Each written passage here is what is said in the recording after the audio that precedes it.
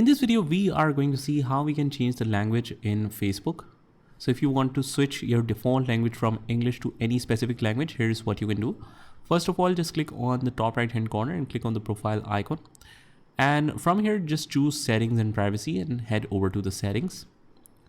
Now on the left hand side, you will see the preferences section, under which you will find language and region. Click on that.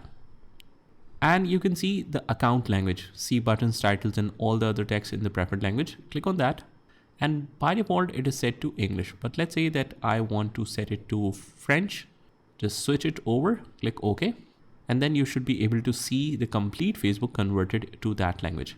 But just remember that whenever you want to convert the language again, either you can use the Google Translator for this, or otherwise you can have a basic idea of this is preferences and this is the language, and you can go to the same area and switch it back to the US English. And that's about it. I hope you found this video helpful, and if you did, hit the like button and subscribe to our channel, and I will see you in the next one.